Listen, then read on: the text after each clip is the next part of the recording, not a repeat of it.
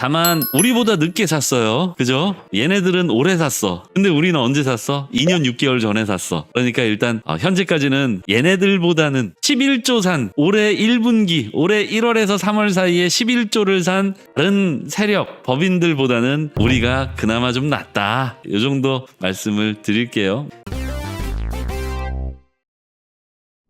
네, 안녕하십니까 부자 형님 누님들, 반갑습니다. 오늘 알테드에서 좋은 소식이 있어요. 스위스은행 시그넘에서 2분기, 그러니까 요번 분기에 알트코인 반등을 예상한다. 반등한다면 저는 최고점 경신을 할 것으로 생각을 합니다. 물론 제 생각이니까 올라가고 나서 매도 버튼을 누를지 말지 결정을 해야겠지만 상당히 유의미한 분석이에요. 일단 그 배경으로는 글로벌 유동성 증가, 어제도 한 차례 말씀드린 바가 있는데 글로벌 유동성 증가로 인해서 2분기에 유럽은행은 어제 아시다시피 금리를 내렸습니다. 아마도 미국 금리는 6월 달에 내리게 될 것으로 추정이 되고요. 그렇다는 얘기는 5월 달에는 금리 동결이지만 동결 발표 이후 선반영이 미리 나올 수 있다는 얘기고요. 아마도 이번 시장에서는 아시아가 1바 그리고 유럽이 2바, 마지막으로 미국이 하이라이트를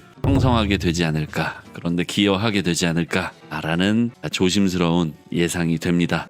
지난달까지 전 세계 기업들이, 그러니까 한마디로 법인이죠. 요거는 지난주에 한 3일 연속해서 다룬 바가 있는데 현물 ETF 상장 이후로 법인의 투자가 굉장히 가파르게 증가했습니다. 역대 어떠한 현물 ETF보다도 성장세가 더 가팔랐던 비트코인 현물 ETF였는데요. 한 분기에만 11조를 샀습니다. 개인 투자자로서 조금 불리하죠. 법인의 시장 참여는 개인 투자자로서는 조금 불리합니다. 근데 어느 순간 불리하냐면 가장 싸게 사려고 할 때 법인의 참여는 우리로 하여금 예상치 못하는 상승을 만들기 때문에 좀 개인들 입장에선 불리하고요. 또 그들은 거래소 시장에서만 거래를 하는 것이 아니라 B2B 거래를 비롯해서 채굴자들과 다이렉트 또는 현물 ETF를 통한 조금은 우회 투자를 선호하기에 개인들 입장에서는 사실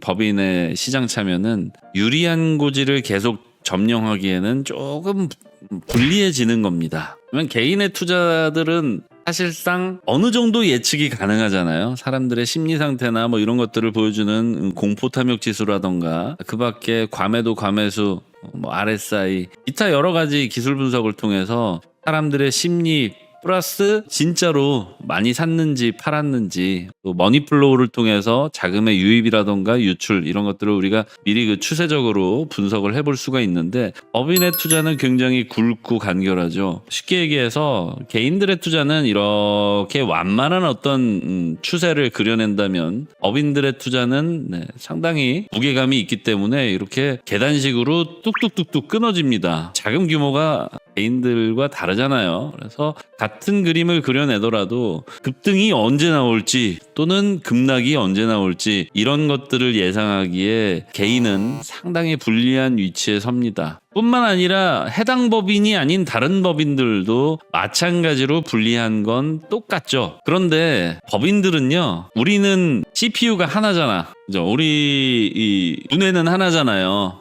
물론 이제 릴레이 투자를 하시는 분들도 계실 수는 있어요. 종종 이제 선물 투자를 하시는 분들 중에서 각자 8시간 혹은 2명에서 12시간씩 이렇게 계정을 공동 운영하는 분들도 저는 만나는 봤습니다만, 대개의 경우 그렇지 않죠. 내 투자를 나 혼자서 하잖아요. 그것도 심지어 내가 다른 일을 또 해. 그렇다면 다른 업무를 끝내고 나서 또 남는 시간을 쪼개서 투자를 한단 말이에요. 그러니까 법인에 비해서는 상당히 좀 불리합니다. 법인들은 한 명이 전담하게 된다라기보다는 전문가 그룹을 형성해서 시장 분석을 하는 사람, 또 차트 분석을 하는 사람, 그리고 거시경제를 분석하는 사람, 또는 이런 정보들을 모두 취합해서 보고하는 사람 또는 결정하는 사람, 이렇게 의사결정 구조가 많이 나뉘고 자료의 수집 시간 또는 수집에 들어가는 노력, 이런 것들이 개인에 비해서 월등히 좀 뛰어나다라고 볼 수 있어요. 그런 개인들이 법인들에게 게임이 안 되냐? 이건 아닙니다. 예전에 제가 이런 비유를 많이 드린 적이 있는데 어떤 비유냐면 우리는 세력을 이기려고 투자하는 게 아니라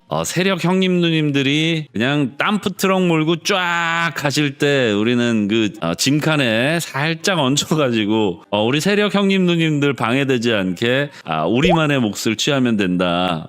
이렇게 좀 제가 비유를 해드린 적이 있는데 마찬가지로 앞으로도 법인들에 비해서 세력들에 비해서 우리의 시장 분석에 들이는 노력 또는 시간 또는 정보력 이런 것들은 우리가 조금 불리한 상황에서 시작을 해야 될 수 있지만 결과적으로 우리가 그 세력에 반하는 투자를만 하지 않는다면 그러니까 세력들이 살 때 사고 법인들이 살 때 사고 또는 팔 때 팔고 뭐 요 정도만 해줘도 충분히 우리의 목표는 이룰 수 있을 것 같아요. 그 힘들고 어렵다는 진짜 대한민국 주식시장에서도 돈 버는 개인들은 분명히 있지 않습니까? 소수이긴 하지만. 따라서 앞으로는 시장의 난이도가 점점 더 증가할 것이며 이것이 일개 개인의 분석력으로만 또는 일개 개인들 중에서 심지어 전업 투자가 아닌 본업이 따로 있는 부업의 형태의 투자를 하기에는 마치 국내 주식시장 또는 뭐 미국 주식시장도 어느 정도 그런 포지션이 있죠. 그래서 약간 불리하지만 그래도 우리가 할 수 있는 최선의 노력을 다 하다 보면 우리의 목표 정도는 이룰 수가 있을 것이다.